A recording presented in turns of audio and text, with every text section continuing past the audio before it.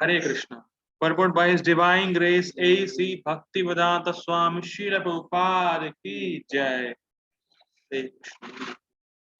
ऐसे अनेक व्यक्ति हैं जो अपने आप को उच्च कुलीन बताते हैं तथा ऐसे बड़े बड़े व्यवसायी व्यक्ति हैं जो झूठा दिखावा करते हैं कि आध्यात्मिक जीवन में प्रगति करने के लिए उन्होंने सर्वस्व त्याग दिया। समझ में आ रहा है? मतलब करना नहीं था कुछ काम, हाँ तो संन्यास ले लिया, हाँ मैंने देखो कितना बड़ा त्याग किया है। या कभी कभी ऐसा इस्कॉन में आता है कि कुछ लोग इस्कॉन में जुड़ते हैं और कहते हैं कि मैंने अपना सारा पैसा अपने घर वालों को दे दिया है और मैं सब कुछ छोड़ के आया हूँ आपके पास।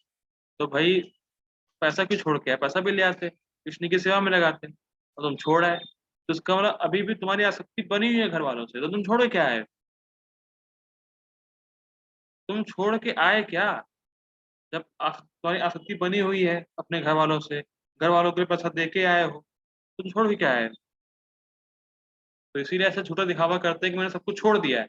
लेकिन चलिए इस्कॉन में तो कोई दिक्कतें शुद्ध हो जाएंगे, लेकिन और संस्था में मैं ये छोड़ के आया, मैं वो छोड़ के आया, मैं ये छोड़ के आया, अगर आप गिन रहे हैं कि मैं छोड़ के आया तो आप शुद्ध ही नहीं हुए,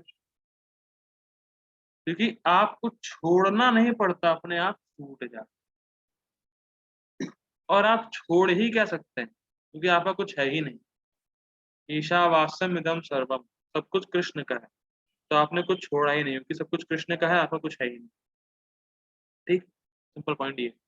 श्री कृष्ण यह नहीं चाहते थे कि अर्जुन मिथ्याचारी बने, अपितु वे चाहते थे कि अर्जुन क्षत्रियों के लिए निर्दिष्ट धर्म का पालन करे। क्लियर बता दिया था टीका में।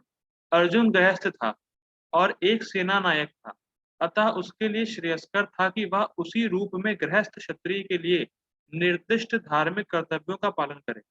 ऐसे कार्यों से संसारी मनुष्य का हृदय क्रमशः विमल हो जाता है, ठीक, और वह भौतिक कलमश से मुक्त हो जाता है। देह निर्वाह के लिए किए गए तथा कथित त्याग संन्यास का अनुमोदन ना तो भगवान करते हैं और ना कोई धर्मशास्त्र ही। इसका समझते थोड़ा सा। देखिए संन्यास का उद्देश्य क्या होता है, इसको समझते हैं। संन्यास मतलब सतन्यास, इन दो शब्दों को जोड़ के मिला है सत और न्यास।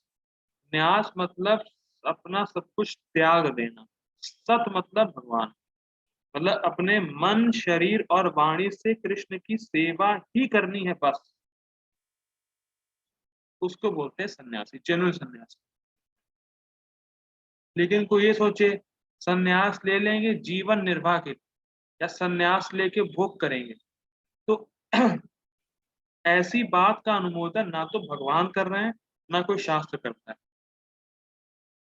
तो ये सोचो कि सन्यास खाली पेट पालने के लिए करेंगे हम, तो वो बहुत बड़ा धोखेबाज है, बहुत बड़ा मूर्ख है, क्योंकि उसका अनुमोदन ना भगवान कर रहे हैं ना शास्त्र कर रहे हैं। आप तभी सन्यास ले सकते हैं जब आपके अंदर की सारी वासनाएं खत्म हो चुकी हैं, और जब सारी वासनाएं खत्म हो गई तो स्वाभाविक है आप कृष्ण की सेवा ही करेंगे। ठीक है ना? तो ये खाली सन्यास ले लेना और शरीर चलाना, अपना भोग करना, सन्यास का चोला पहन के, ये सब ना भगवान सपोर्ट कर रहा है ना कोई शास्त्र करता है। ठीक है ना? आखिर देह निर्वाह के लिए कुछ ना कुछ करना होता है। ठीक, भौतिकतावादी वासनाओं की शुद्धि के बिना, ये बहुत इंपॉर्टेंट लाइन है, भौतिकतावादी वासनाओं की शुद्धि के बिना कर्म का मनमाने ढंग से त्याग करना ठीक। फिर वही बात रिपीट करूंगा, कर्म छोड़ने नहीं पड़ते, कर्म छोड़िए। ठीक, वो आपको खुद अनुभव होगा। इस जगत का प्रत्येक व्यक्ति निश्चय ही प्रकृति पर प्रभुत्व जताने के लिए अर्थात इंद्रिय तृप्ति के लिए मलिन प्रवृत्ति से ग्रस्त रहता है। क्या मतलब है इसका? वो जो वस्तु देखता है उसको लगता है मेरे भोग के लिए। जो चीज देखेगा भौतिकतावादी मनुष्य, जो भौतिकतावादी वासनाओं से ग्रसित है, जो देखेगा ये तो मेरे फायदे की चीज है, ये तो मेरे फायदे की चीज है, ये तो मेरे फायदे की चीज है, और किसी दूसरे ने कहा नहीं नहीं नहीं मेरे फायदे की है, तो उसको नुकसान हो जाएगा। तुम्हारे फायदे की नहीं, मेरे फायदे की है, फिर लड़ाई होती है, फिर चीजें आगे और कंटिन्यू होती हैं।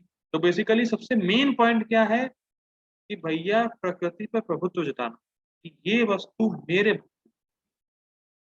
यही रूट कॉज है, यही हमारी रूट कॉज है बीमारी कि ये वस्तु जो मैं देख रहा हूँ ये मेरे भोग के लिए। बस इसी को धीरे धीरे धीरे धीरे हमें साफ करना। और ये कैसे साफ होगा? जब हम निष्काम कर्म करेंगे, जब हम अपने नियत कर्म को करेंगे निष्काम भावना से भगवान के लिए, धीरे धीरे ये जो प्रवृत्ति है कि ये चीज मेरे भोग के लिए, चीज मेरे भोग के लिए है, वो अपने आप समाप्त हो जाएगी।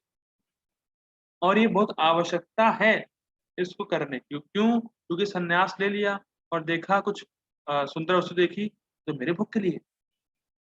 सन्यासी को ये शोभा नहीं देता। सन्यासी को हर वस्तु कृष्ण के संबंध में देखना ही है, मस्ट। और वो कब देख पाएगा? जब उसके मन के अंदर से जो दूषित प्रवृत्तियां हैं कि ये मेरे भोग के लिए, ये मेरे भोग के लिए, ये समाप्त हो जाएगी, तभी वो संन्यास लेने का अधिकारी। ठीक। ऐसी दूषित प्रवृत्तियों को शुद्ध करने की आवश्यकता है। नियत कर्मों द्वारा ऐसा किए बिना मनुष्य को चाहिए कि तथाकथित आध्यात्मवादी योगी बनने तथा सारा कर्म छोड़कर अन्यों पर जीवित रहने का प्रयास ना करे। जीवित रहने का प्रयास मतलब संन्यास लिया है, खुद करना कुछ चाहता नहीं था, खुद जिम्मेदारी उठाना चाहता नहीं था, तो भैया इससे कहेगा कि मेरे लिए करो, इससे कहेगा मेरे लिए करो, मुझे भोग की वस्तुएं दो। कहने का मतलब ये कि वो सिर्फ पेट पालने के लिए सन्यासी बना, दूसरों पर आश्रित रहने के लिए वो संन्यास ग्रहण किए। सिंपल पॉइंट ये। और भगवान की सेवा नहीं करता क्योंकि भौतिक वासना उसके हृदय से अभी तक गई नहीं, शुद्ध नहीं हुआ है। ठीक है, तो ऐसा तथाकथित आध्यात्मवादी नहीं बनना है और सारे कर्म को छोड़ना नहीं है। कर्म करते रहेंगे, हृदय शुद्ध हो जाएगा। तो अपने आप ही जो भौतिक कर्म है उसमें हमारा जो लगाव है वो रहेगा, तो अपने आप कर्म छूट जाएगा। ठीक है। लेकिन जो आर्टिफिशियली कर्म छोड़ने का प्रयास करेगा तो कर्म तो छोड़ सकता है, लेकिन जो भौतिक वासनाएं उसको ढस रही हैं सांप की तरह, उसको वो नहीं रोक पाएगा। तो ऐसा व्यक्ति मिथ्याचारी ढोंगी कहलाएगा। तो इसीलिए हम लोगों ने क्या सीखा इसमें कि जो नियत किए गए कर्म हैं उसको आप करें निष्काम भावना से, हृदय क्रमशः शुद्ध होगा, ज्ञान के स्तर पे जाके स्थित होंगे, और कर्म आपको करना ही पड़ेगा क्योंकि बिना कर्म किए आपका शरीर भी नहीं चलेगा, और शरीर होगा तभी आप भक्ति सही से कर पाएंगे। ठीक। हरे कृष्ण। जगत जगत गुरु शिला प्रभुपाद की जय। जय।